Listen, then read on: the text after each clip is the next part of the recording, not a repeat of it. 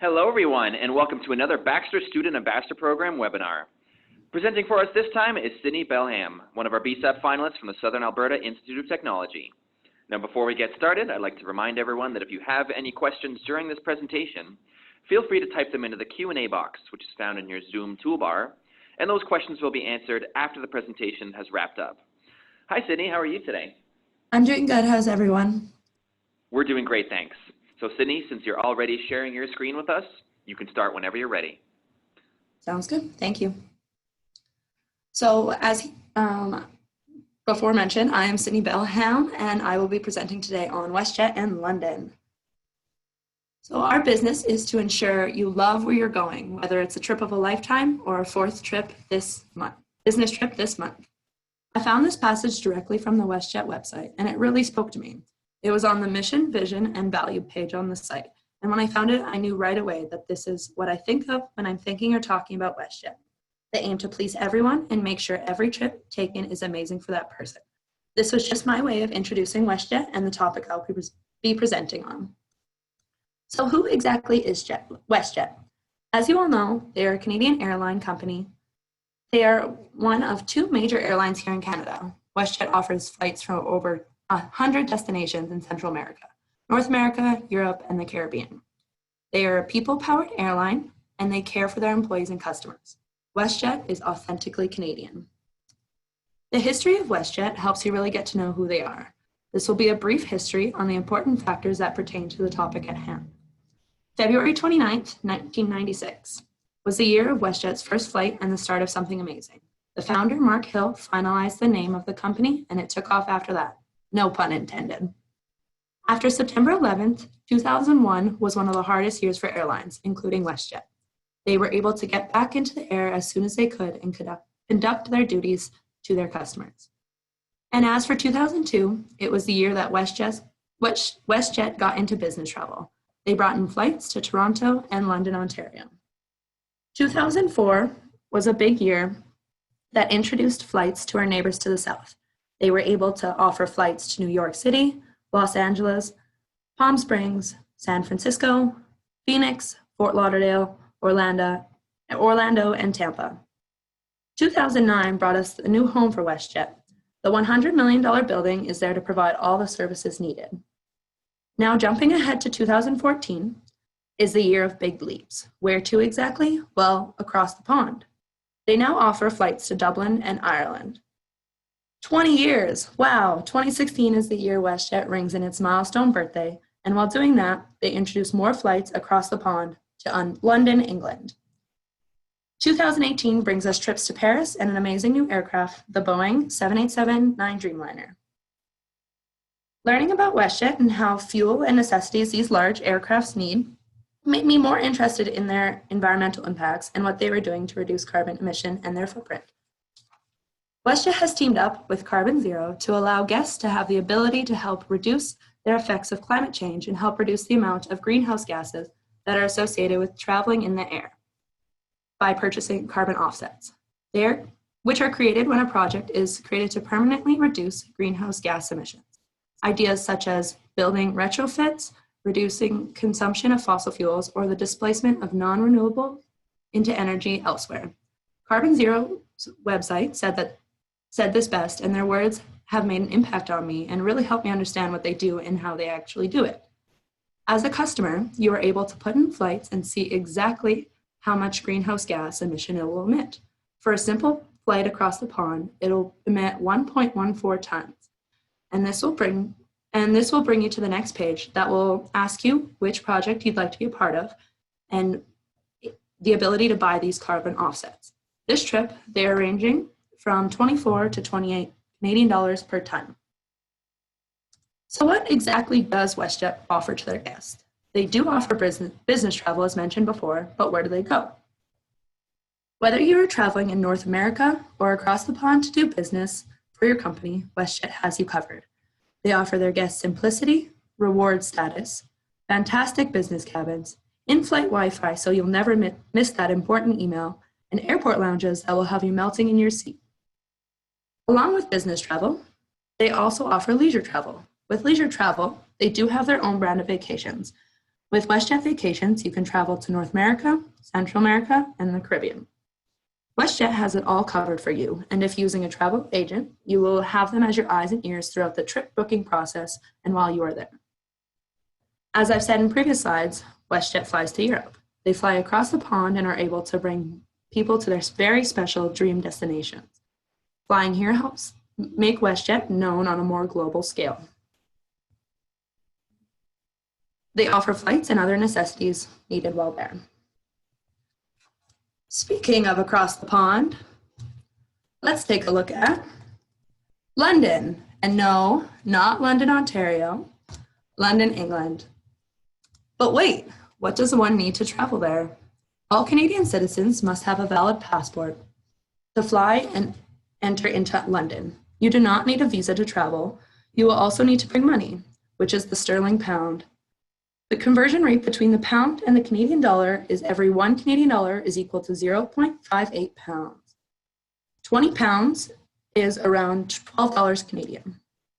As a travel agent, you would want to inform your guest on this information to prevent any problems that it may cause before or during the trip. But once you get to London, where are you getting off? The airport that WestJet flies into is into Gatwick Airport.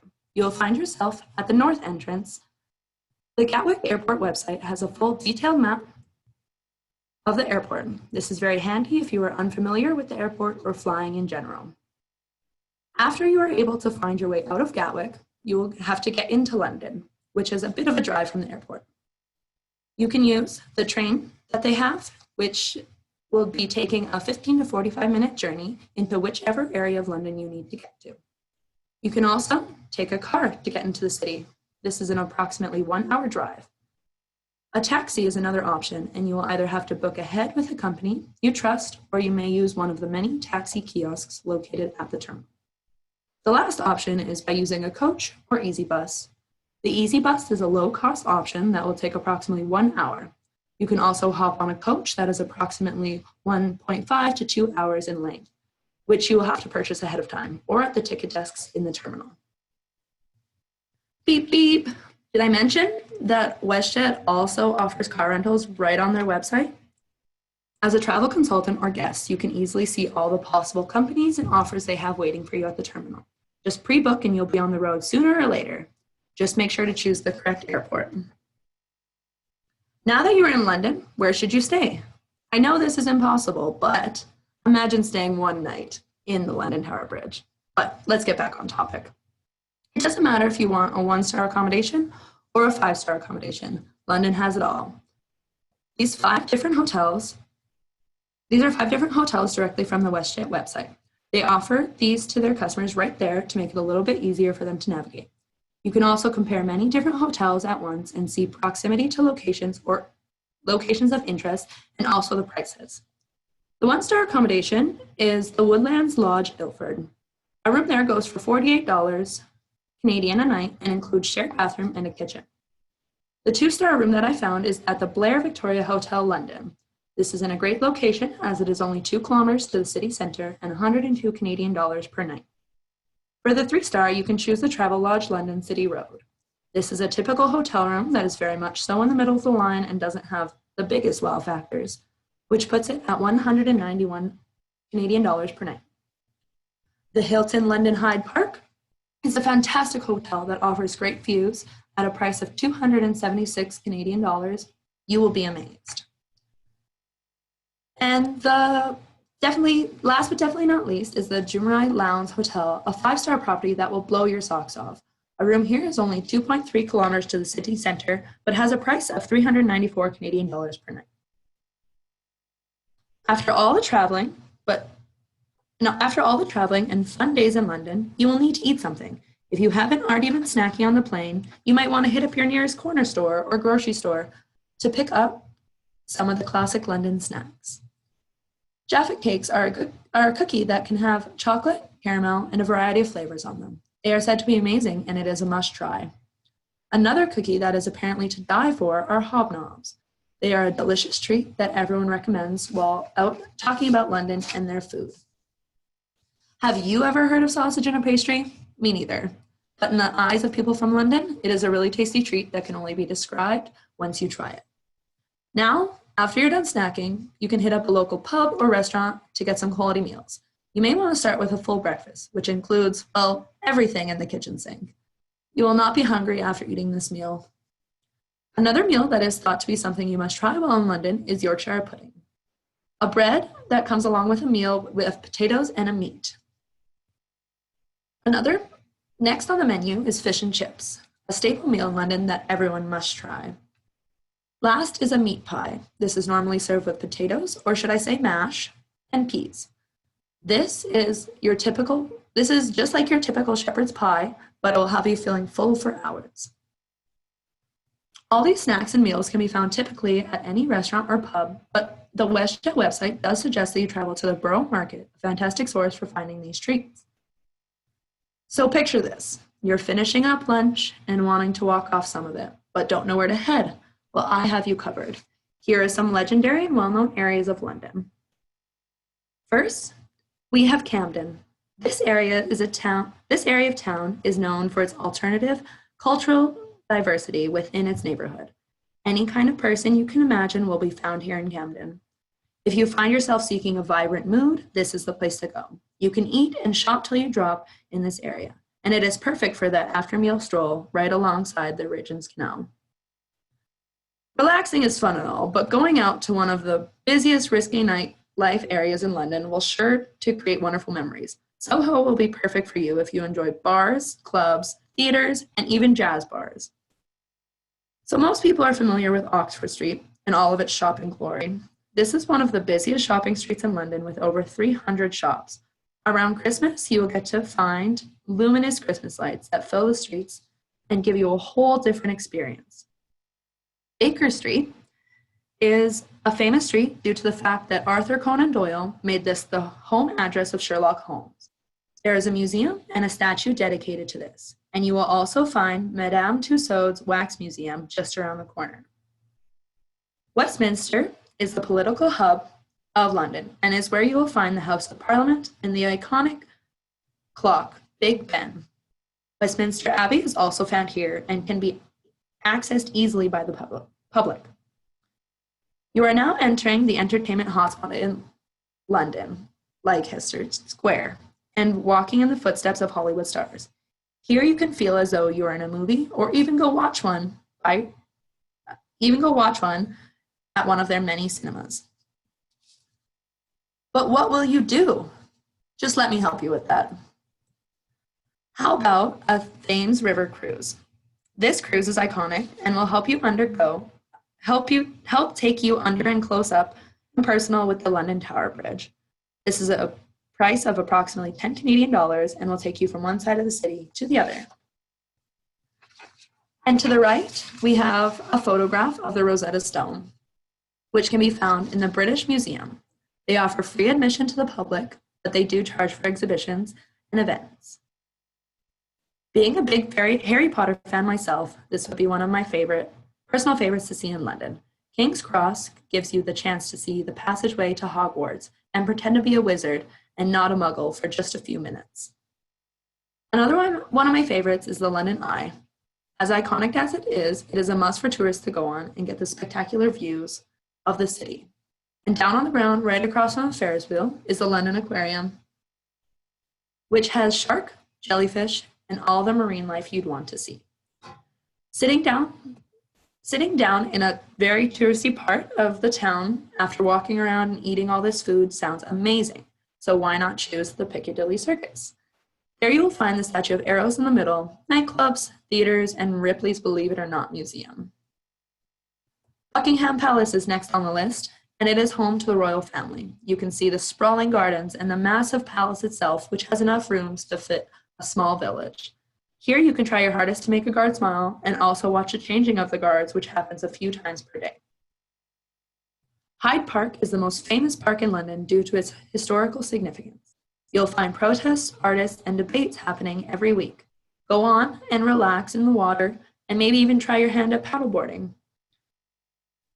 Built for the celebration of the millennium, the O2 Arena is known for its music and stage shows, bringing in the biggest names in the business. You can even try your hand at climbing the dome on a guided walk. Now, after all the fun and time spent in London, you do eventually have to leave, which is the sad part. Again, you will be departing from Gatwick Airport, so make sure you use one of the accessible means of transportation offered. Once at the airport, just go to the correct gate and WestJet will bring you home, whether it be to Vancouver, Calgary, Edmonton, Winnipeg, Toronto, or Halifax. I know I'll be headed back to fantastic Calgary. London doesn't have to be a dream anymore. WestJet is bringing life to them. I know that helping people find their trip of a lifetime is the value that WestJet has, and I sure know that adding flights into London will help more and more people achieve these dreams. It always has been on my wish list, and I plan on taking advantage of having WestJet in my backyard and someday soon traveling to London. Thank you for this opportunity, and thank you for listening to my presentation. Thank you so much, Sydney. That was great. Thank you. We'll open it up now for people to submit any questions that they may have.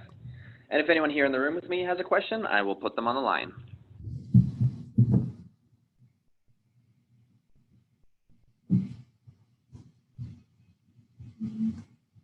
Hi, Sydney. My name is Ian Stalker, and I work with Dan.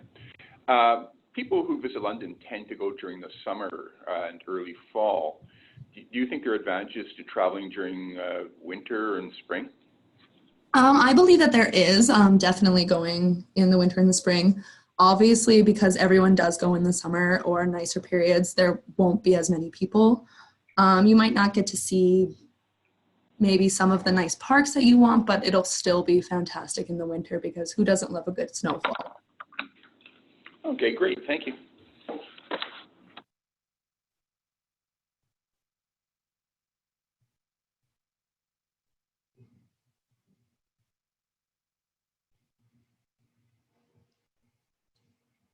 Sydney, what would you say was the greatest challenge you faced when preparing and researching for this webinar presentation?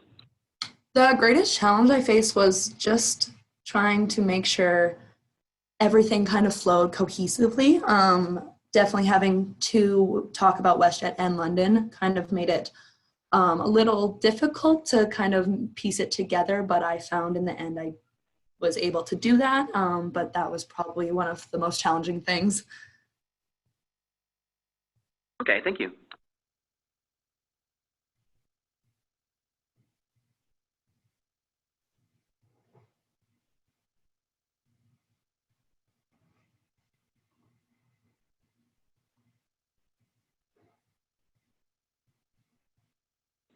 Okay, I do believe that's it for the questions, but I'd like to thank everyone that tuned in on the webinar today. Thank you all so much for taking time out of your day.